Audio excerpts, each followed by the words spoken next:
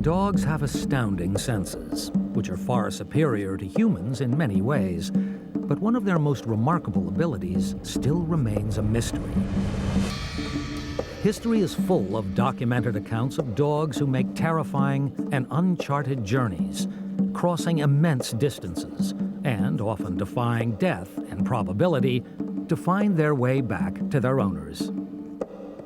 Apparently when she rocked back up at the backpackers, she was skinny and very dirty, red dust over her, and she looked like she'd been through a bed. The dog is not to be diverted from its instinctive purpose. Their senses are very much more acute than ours. They hear better, they see better, they can smell better. Animal X travels first to the United Kingdom, and then later Australia, to investigate 3 incredible journeys made by dogs who have managed to defy odds that would challenge even the most capable human. Dennis Barden is a psychic investigator, renowned author, and founder of the BBC's Panorama program. A pioneer in researching animal mysteries, he reflects on one of his most extraordinary cases. Best and most dramatic I can think of offhand is that of World War I. There was an officer who came on leave from the trenches. When he went, the dog, which obviously didn't go with him, disappeared. And then, to everyone's amazement, it turned up having crossed the channel somehow and made its way through hundreds of miles of unfamiliar territory that it had never visited. It found its master in the trenches of Armentières. That is a most remarkable story. I mean, how would it know what territory to cross? Is it instinct, or is it psychic ability? Dennis Barden believes one explanation is what he calls side trailing, a powerful psychic connection between 2 objects. There's some link, an invisible link exists between the person, the object or the person being sought, and the seeker. However, at Murdoch University in Perth, Western Australia, animal behaviorist Garth Jennings believes there might be a more rational theory. What may be interpreted as extrasensory perception just may be that animals are able to hear and see and understand things perhaps a little bit more than we can. Yes, dogs have a marvelous sense of smell, but I think it would be generally agreed that if we're going across oceans and through mud, without food, without sleep, there is some other unexplained factor. What still remains unexplained is how Norfolk farmer Tony Balderston's border collie found his way home after a robbery with an unexpected outcome. I went down to get these sheep in, and when I got down there, because I left Roy and Blake in the Land Rover, and I was gone probably about 10 minutes, and when I came back, I just couldn't believe it. Thieves had stolen the Land Rover, with the 2 sheepdogs still locked in the back. Because this was on the Wednesday, we didn't hear a thing about it till the Saturday morning, and I had a call from the police to say that there was a dog had been picked up. One of the dogs was found where the thieves had dumped the car nearly 60 miles away, but the other dog, Blake, was nowhere to be seen.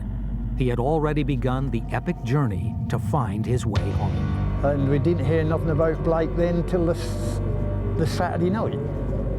And the people had been to a party, had seen him on the way home. We didn't really get any phone calls much then till the Monday morning, and he made it home about lunchtime. Blake had taken 5 days to find his way home without food or water, crossing major roads and navigating through an area he had never been in before. You know, there's no explanation for it, is there really?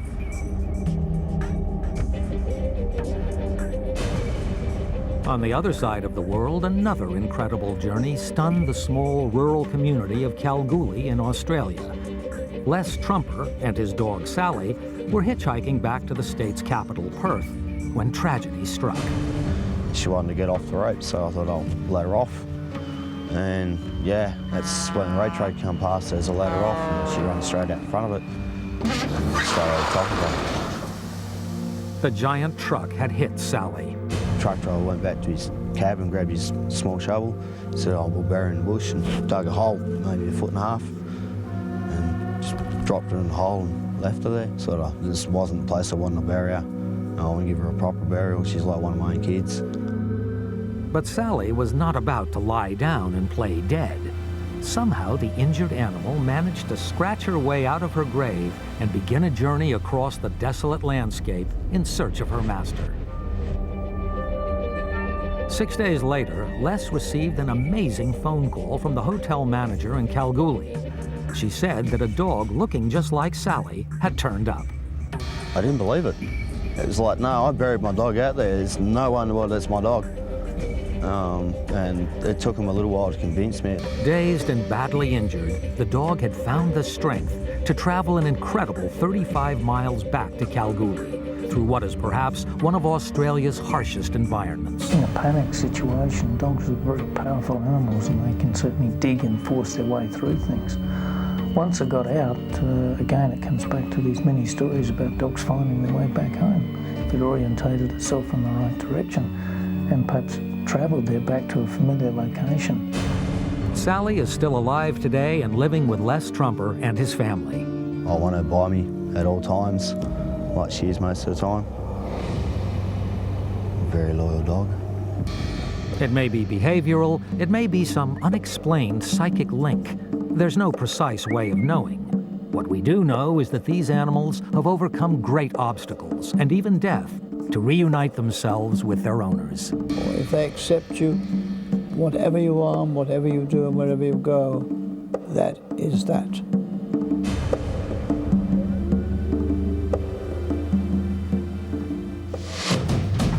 Animals may have an inexplicable bond with people, but how are we repaying that favour? After the break, Animal X investigates a controversial plan to clone a unique creature, the Tasmanian tiger. Should science meddle with Mother Nature? And is the tiger in fact not extinct, but still out there? There's nothing at all to gain by lying about something. It's what we saw with our own eyes.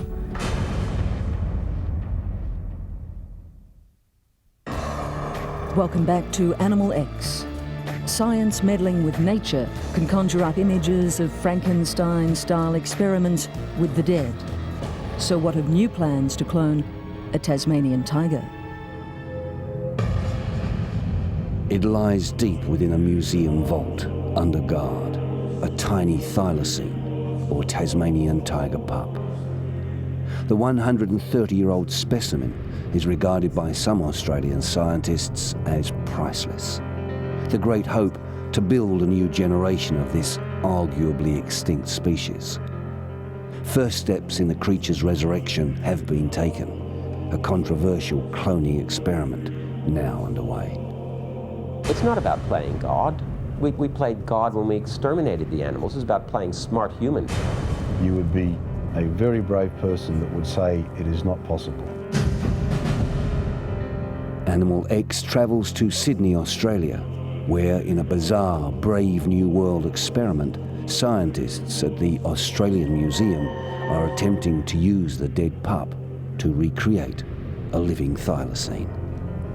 The plan: to take DNA from the pup's corpse, put those genes into living cells in culture, then implant that into an egg cell in the host. The surrogate mother then carrying a creature not of her kind, her unborn, a thylacine. You have the heart and the lungs.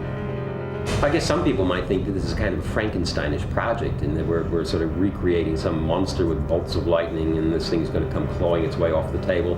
That's not going to happen here. I mean, the thylacine was a wonderful, beautiful animal when it was alive. We expect nothing more or less than the same thylacine to come out of this process. Now, if we can get one going, theoretically we can get a number going, we can get the genetic variation back into the population. Yeah, we're on our way to starting to reconstitute a population. There'd be little point in kickstarting one animal that sits there forlornly looking at a picture of a girl thylacine, and that's the end of the game for it. So we need a population of reproducing thylacines. That would be the long-term goal. Perhaps it is an eerie omen that the pup of this flesh-eating marsupial was preserved in alcohol rather than formalin, which would have destroyed its DNA. Scientists now have heart, liver, muscle, and bone marrow samples containing high-quality DNA. So the recipe for cooking up thylacine seems to be there, and in big, usable chunks. The next step will be to recover that DNA and start to construct the genetic library using bacteria or yeast. So we've really taken the first big steps. The analogy to the rocket to the moon, we built the rocket and we're about to fire it. Whether it's a thylacine, or a cat, or a cow, or a human being, technically there's really no difference in that sense. Obviously, if we start to talk about applications of these technologies to humans, there's major ethical issues there. The attempt to clone an extinct creature may take years, but in the wrong hands, could developments in this controversial science lead to Frankenstein-type experiments with the dead? Humans would start cloning humans. Why? My God, the world is filled with humans. I mean, the last creature we need to think about cloning is us. No one can say yet if the multi-million-dollar experiment will be successful, but genetic scientists are confident what they uncover along the way could help in the fight against deadly human diseases. The information that you learn about how genes are controlled, how they're regulated during that sort of research program may well have very important consequences for understanding how a gene works in Alzheimer's, or how a gene mutates and causes cancer. American naturalist Cameron Campbell lives half a world away from thylacine territory. But this beast has been in his blood for more than 20 years. He argues that the cloning attempt is not some Jurassic Park-styled experiment, but humanity's moral obligation to bring this creature back. This will be the first time that we've actually been able to reclaim a part of the natural world that has allegedly been destroyed.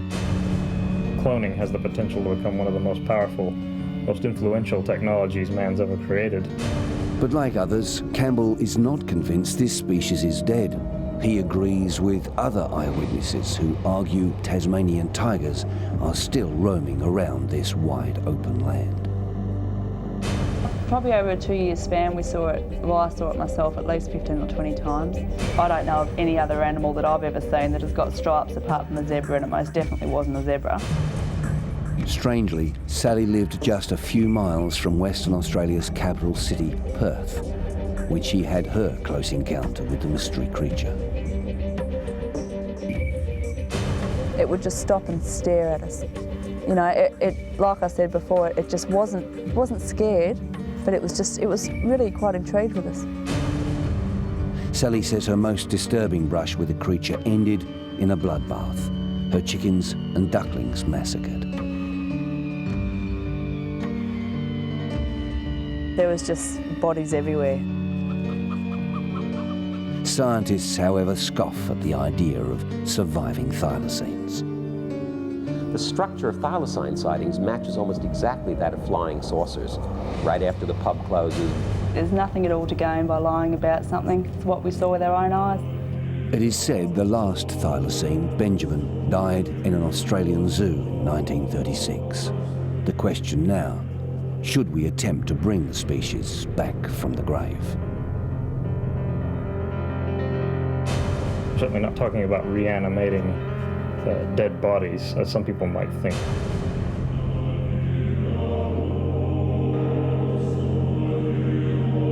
I'm in no doubt this will happen. The question really is not if, but when.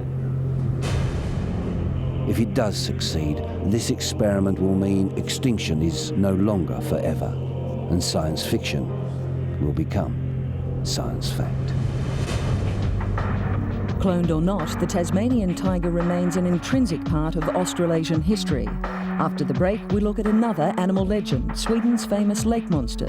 It's even classified as protected by the government. This monster is described as having very large ears that look like fans or bat wings, and I find this rather peculiar.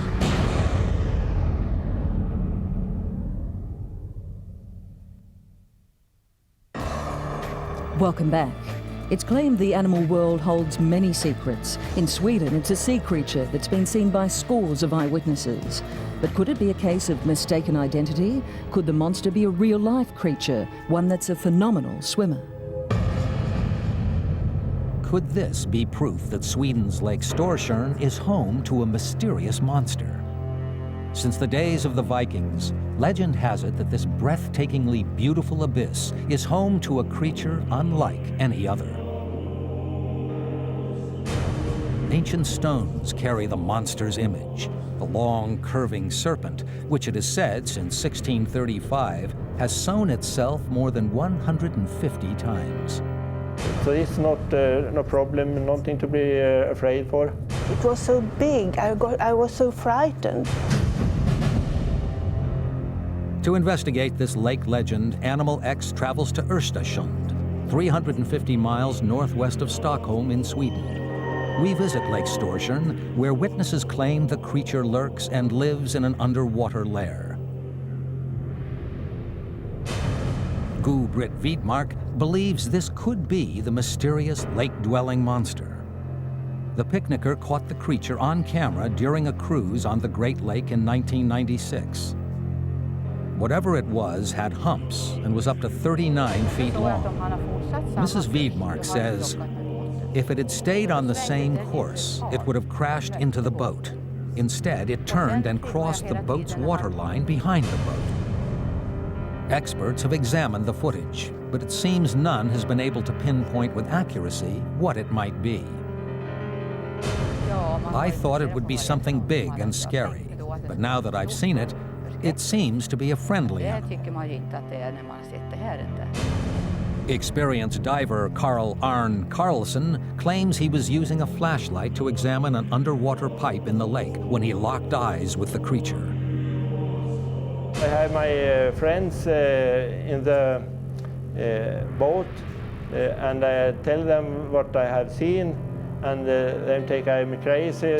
Danish zoologist Lars Thomas believes the answer to this intriguing mystery could be as simple as a case of mistaken identity.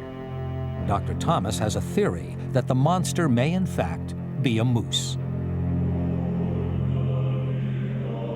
This monster is described as having very large, pale ears that look like, fans or bat wings.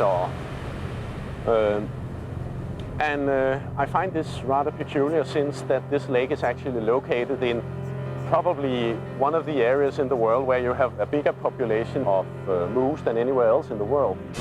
Dr. Thomas says moose are phenomenal swimmers. One has even survived an 8-mile watery trek from Sweden to Denmark. But Mrs. Wiedmark is adamant. I have seen moose in my life, and I can say that it was not that. It has to be something else swimming around down there. Curator of fishes at London's Natural History Museum, Oliver Crimmen, believes eels may be another explanation for the so-called lake monster. He says some eels have amazing survival and migratory skills, enabling them to travel mile after mile from the sea to inland lakes. Eels, with their thick layer of mucus and keeping water in their gill covers, can move over land for hours. They can stay alive for days out of water. Jämtland County Museum curator Ulla Oskarsson has spent 25 years researching the legend and talking to eyewitnesses. Some people have seen the head, and they describe it as quite small, many of them, a dog-like head. In 1894, hunters built this monster trap in a bid to capture the lake creature. They failed. So too have thousands of others. In 1998, scientists gathered at the Great Lake. Armed with underwater cameras, they embarked on a monster hunt. They saw something on the screen, that it was a big thing underwater, but they didn't find anything. But local authorities take the lake monster seriously. In 1986, the local county administration officially protected the unknown animals, proclaiming a special law. I believe it is something. I cannot say it is a monster, creature even, but I think it is something. So whether it's a monster or a moose swimming in Sweden's Lake Storsjön, for now the unidentified creature is safe, protected by law, and the mystery remains.